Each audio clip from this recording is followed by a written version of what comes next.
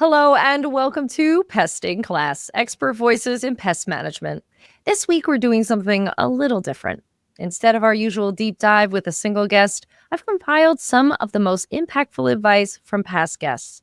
Think of this as a power-packed reminder that even as we gear up for the busy season, you have the power to make significant change. So settle in and get inspired. I'm your host, Amanda Salvatore. Let's get into it.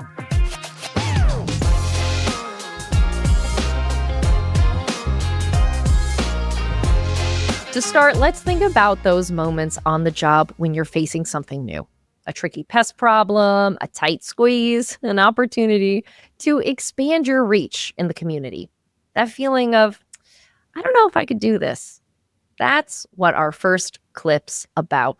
Kyle Selbach, the Director of Operations of All You Need Pest Control, explores why getting uncomfortable is actually a recipe for success. When we talked previously, you said something and it has stuck with me up until this point. You said, get uncomfortable to get successful. And now I have embroidered a pillow. It's on my couch. I made a poster. There's a cat. Like it's everywhere in my life because I really agree with this philosophy. Can you dive in a little bit more as to why you feel this way? Yeah, so this is one of my favorite lines, and I do have to attribute it to Steve, again, the owner, biggest mentor. He's instilled this into pretty much everyone he's been around, and it's the one thing that's always it's ingrained in me. So the more uncomfortable you get, the more successful you are. The moment you get comfortable, you become complacent, unsuccessful. So I try to instill this into everyone. My wife, I get the look when I tell her, "Oh, you're just going to be more successful. Get after that job promotion." And she'll come back and be like, "Thank you. You made me uncomfortable and it paid off. Now I'm X, Y, and Z, and I get this." So I feel that in everything I do. And if it's a task that I know I can't do or I'm having trouble with, I think about that quote over and over. And it sounds really cliche, but something that we're doing here in the business right now, it's a new thing. We've never done it. I'll take it head first on. I get uneasy. I feel like I'm going to mess up, but I know it's just a moment in time. And at the end of it, and when it becomes successful, or I two thumbs up, I did whatever was making me uncomfortable, it's going to make me a better person. And I think about that constantly. If it's going to a networking event and I don't know anyone in the room, right? I have to walk in there. "Hi, I'm Kyle," right? No one really likes that. So down deep, I'm like, okay, this is super uncomfortable, but I know it's bettering myself. And again, I wish everyone could listen to it and hear it. The more uncomfortable you get, the more successful you'll be. What would be your advice to anyone who feels this way of really diving in? Is there anything you kind of tap into that helps you over that hurdle other than just being like, I'm going to hunker down and do it? Or is there anything that you would advise somebody who's uncomfortable about doing something like that? It's a mindset to have. And, it's really staying true to yourself. And once you learn that trigger in your head of, "Ooh, I'm uncomfortable," I feel like if you can acknowledge that for a few milliseconds and keep chugging along, it'll pay off. And I think the example I used with you when we previously talked was the hotel situation. This drives my wife insane. But when I go to a hotel, I'll just look at the check-in gal or guy right in the eye, and I'm like, "Do you have an upgrade?" And she gets so uneasy, and I'm just asking, right? It's a very uncomfortable question to ask, but most of the time they're like, "Yeah, we'll see what we can do, Mr. Selbach," and it pays off. Or, "Hey, can I get this, or can I do that," or whatever it may be, right? It's a super uncomfortable, but it pays off. It's a really quick success. And there's so many examples. I can go on and on from business to personal. It just betters you as, an individual. Next, many owners face the challenge of juggling numerous responsibilities. And when a team member experiences a slump, it can feel overwhelming. Sam Taggart from D2D Experts offers advice on how to reignite their motivation and get back to work. We've kind of dabbled in this idea of mindset. So you're an owner, you're striving, you're giving it your best, you're giving it your all, and you have an employee who just seems like they're in a slump. You really like this person, they can do good work, but they're in their head about it. What can you do as an owner to help your employee in a situation like that? If somebody is in a slump, it's usually one of these three things. They're bored, they're jaded, or they're lost. And your job is to help them identify that. So the first thing I would do would be I would sit down with them and I would ask, okay, like, is there something wrong that we did? Or do you feel like you were mistreated? Do you feel like you were paid wrong? You know, because a lot of times it's like they're in a slump, but it's like they're just like retaliating, but it's actually hurting themselves more than it's hurting you. And it's like maybe even something you didn't mean to do or say, or you rubbed him the wrong way and he's just like, F that guy. I'm not helping make him more money. And it's like, dude, my life does not change dramatically if you sell or don't sell. Like, you know, and you kind of have to have that mentality, but they don't get it. So first off, I'd say, can I analyze myself and take ownership of that and amend that? The second thing would be, let's revert them back to lost, meaning that let's recommit them to what they started this for. Why did you join this company in the first place? Why did you leave some Starbucks job? You could go work anywhere. You could be an engineer, a pilot, whatever, right? Like you chose to be a pest control sales guy, or you chose to be this, whatever, right? Let's talk about that. Why? And why again? Why again? And go 7 layers deep into their why. And then I'd simply say, are they just bored, meaning they haven't had a real growth trajectory? They've plateaued. There's no excitement for them to even make more because they're complacent. They got their needs met.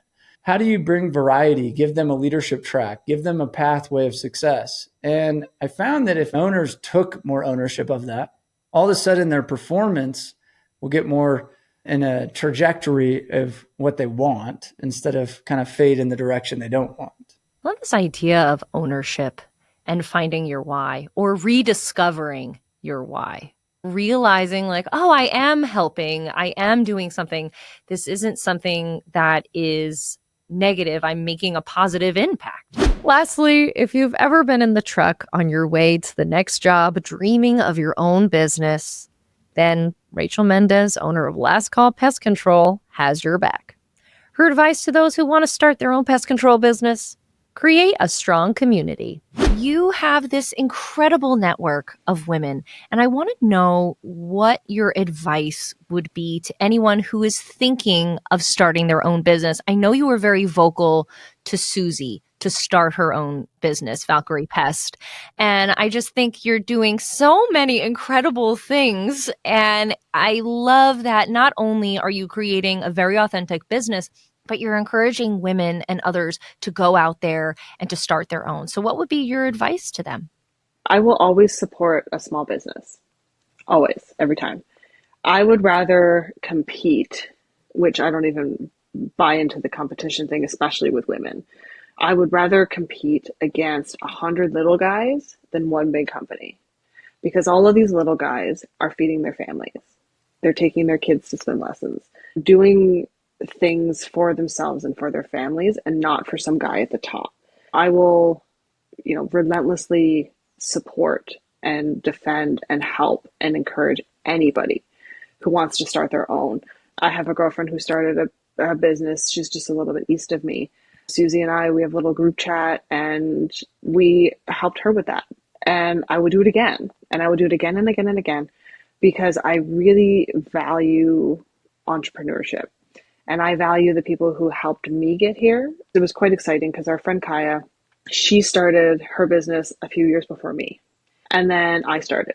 And then Susie started. And then Paige started. Now we've just got this collective. And this is just the people that I know personally, that we have this collective of really cool, compassionate, fun women and moms who are doing it for our children, for our families. And it doesn't matter if it's like a technical question, if it's just you need some encouragement, if you need to vent, if you need to know like what the process is to get the insurance or to get, like this, that, whatever. Like I just will always, always support it. Like I sit on the board of directors for our provincial association for the Structural Pest Management Association of Ontario, which is also, it was a huge professional goal for me. So I've been on the board for about 2 years now. It's mostly small business owners who sit on this board, and I will fiercely defend and advocate for the small businesses against anything that is trying to like harm us or bring us down kind of thing, like the regulations and all that kind of stuff. Like I just really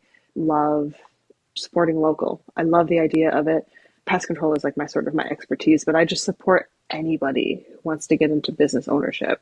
It's hard. Like, I'm not even going to pretend like there's some days that are not incredibly difficult, especially as a new mom, but it's so worth it at the end of the day. Like, you're creating something for yourself and you are not buying into this big, huge, let's get as much done as we can for as little as possible kind of mentality. You are elevating the quality of service. You are giving people dignity. You are improving lives, and you have a reason to do it, right? Because, like, your livelihood depends on it. Like, you have to do a good job.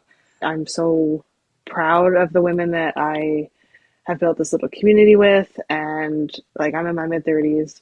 And I feel like at this point in my life, as a business owner, as as a woman, as a new mom, I just feel like the community of women is so, so important. Like, the value that I have placed on my friendships with these women is so huge. I'm so grateful. I really am. Like, I'm really, truly grateful, and if there was another woman, I don't care if she's in the same town as me. Like, if she wanted to start her own, like, I'd be like, girl, you go, like, and I will answer those questions, and I will help you with anything that you need, and I will cover for you if you need to be off. And I know that you do the same for me, kind of thing. And it's just such a valuable thing. And I think that more women need to reconnect with the value of female friendships and get rid of this idea that the patriarchy has given us about competition with other women, and get back to supporting each other and empowering each other. Like, it really takes a village.